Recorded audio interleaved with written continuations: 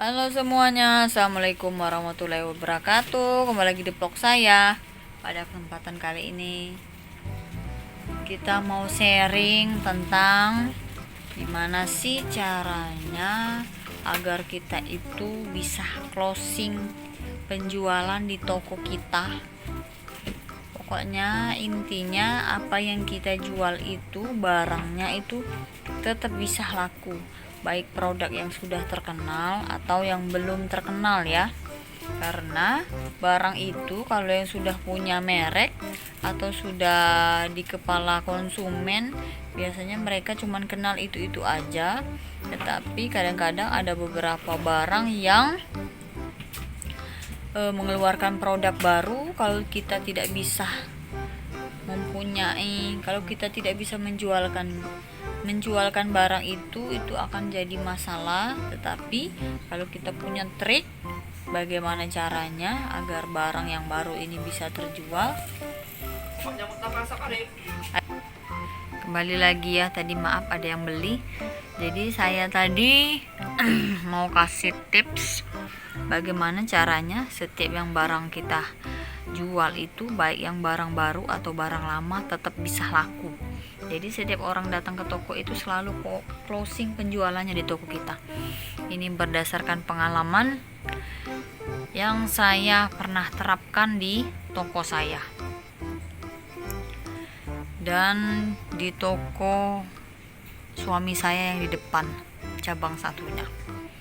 Jadi yang pertama itu tipsnya teman-teman. Yang pertama tipsnya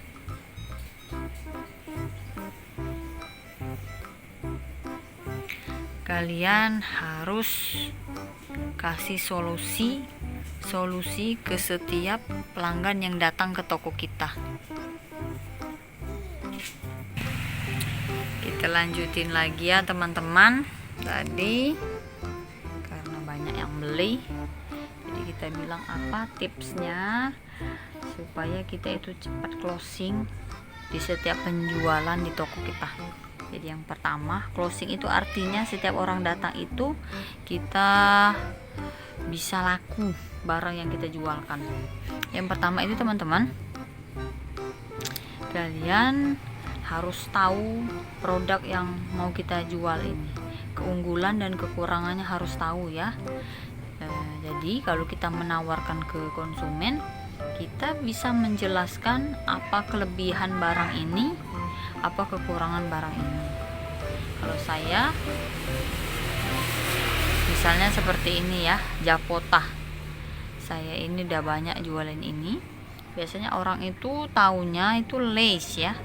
Kalau ada orang yang tanya di toko kita ada lace, dia mau beli lace, kita jangan cepat-cepat bilang tidak ada ya teman-teman. Jadi kita harus tawarin dulu, kalau lace lagi kosong, adanya Japota. Japota ini produk dari Wing, ini sama kayak lace, dan ini rasanya hampir mirip, dan harganya bisa jadi kalian sebutin apa lebih murah atau isinya lebih banyak. Dan pastikan kalian pernah mencicipi rasanya bagaimana barang itu, Japota itu. Kalau saya pasti saya cicip. Kalau barang makanan atau kalau misalnya produk-produk lain, saya selalu pakai dulu agar saya bisa meyakinkan konsumen atau pelanggan yang datang ke toko saya. Jadi itu ya teman-teman, yang paling penting di garis bawahi itu, kalau orang datang ke toko kita itu mereka tuh pasti punya masalah. Jadi seandainya dari rumah ibu-ibu datang ke toko, di rumahnya habis pencuci piring, biasanya dia selalu pakai sunlight, tapi kita sunlightnya lagi kosong. Dia tanya waktu datang ke toko, ada sunlight mbak, ibu? Oh ada. Yang ukuran berapa? Misalnya dia tanya yang ukuran 800 mili. Oh rupanya punya kita stok 800 mili itu habis ya teman-teman. Jadi kita bilang, kalau yang 800 ml saya lagi kosong Bu, saya adanya Mama Lemon yang 800 ml. Ini Mama Lemon ini sama kayak Sunlight Bu. Ini kalau mencuci piring tangan tidak panas, terus busanya banyak, terus harganya lebih murah. Sekarang lagi promo, harganya itu 13.000. Sedangkan untuk Sunlight mungkin bisa harganya sekitar 15, 16 sampai 18.000. Jadi orang itu pasti nanya, apakah Mbak sudah pernah pakai? Nah, biasanya selalu bilang begitu kan. Saya pastikan saya biasa pakai dan ini enak. Pasti orang itu beli barang yang kalian jual itu. Saya sudah mengalami sendiri, produk yang saya jelaskan ke konsumen itu pasti berhasil ya. Contohnya beras ya teman-teman. Kalau di tempat saya, orang itu selalu kenalnya beras Topi Koki dan Selancar, nggak kenal dengan beras Fortune. Kalau di Palembang ini nggak kenal dengan beras Nanas, nggak kenal dengan beras Sri Kandi.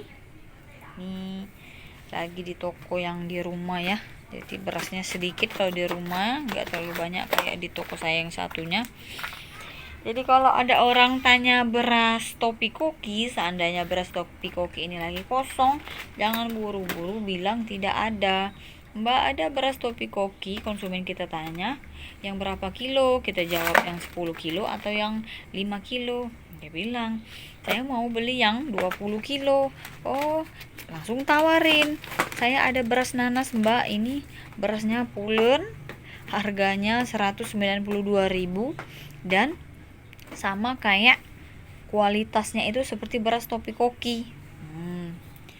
Kalian harus bisa meyakinkan konsumen kita itu bahwa beras ini memang sama sebetulnya. Kualitasnya itu sama dan harganya itu beda tipis. Kalau yang nanas 192, kalau yang Topi Koki ini harganya 195. Pasti ibunya nanya lagi, apakah Mbak sudah pakai?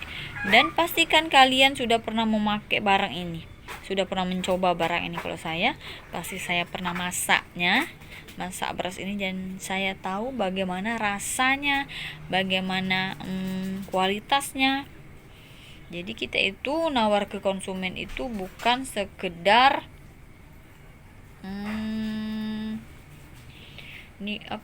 merayu-rayu semata ya, tapi kita tahu kualitas produk tersebut. Dan hal ini pasti sangat berhasil sekali kalau di toko saya ya. Di toko orang lain teman-teman, beras nanas dan beras Sri Kandi ini yang di bawah itu susah sekali jualnya, karena biasanya orang-orang itu malas nawarin ke konsumen barang-barang baru ini. Biasanya mereka itu mau beli ya silakan, nggak mau juga nggak masalah. Setiap orang nanya selalu tanya Topi Koki, dijawab tidak ada. Pasti orang itu nggak jadi masuk ke toko kita, otomatis beras kita yang baru ini nggak laku. Setiap orang datang lagi selalu nanya beras Lancar. Nah, itu paling merek paling wow lah kalau di Palembang ya. Selalu nanya beras Lancar, ada beras Lancar? Oh, beras Lancarnya lagi kosong Mbak, adanya beras Sri Kandi. Sri Kandi ini sama pulennya, bahkan lebih pulen dari Selancar, dan harganya itu beda 2.000.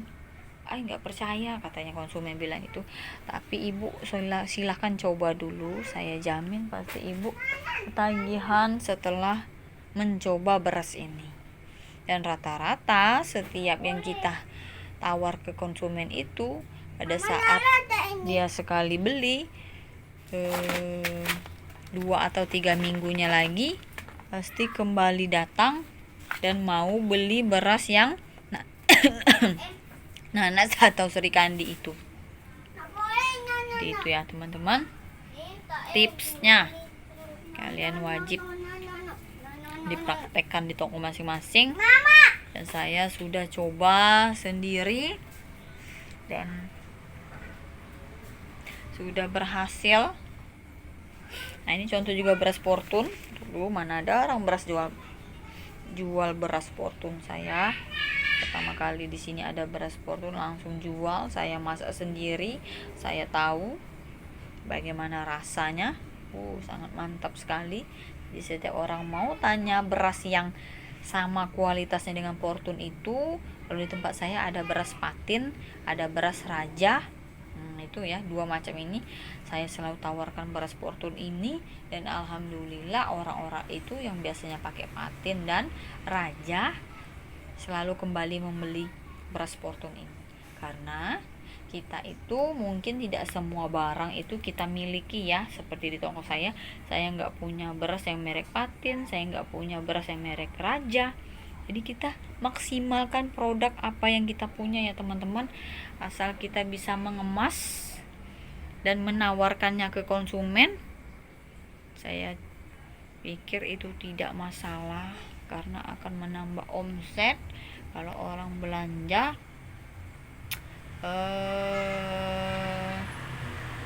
bukan hanya sekedar beli beras, tetapi pasti ada barang-barang yang lainnya. Itulah kira-kira ya. Oke teman-teman, cukup sekian dulu videonya. Semoga video ini bermanfaat.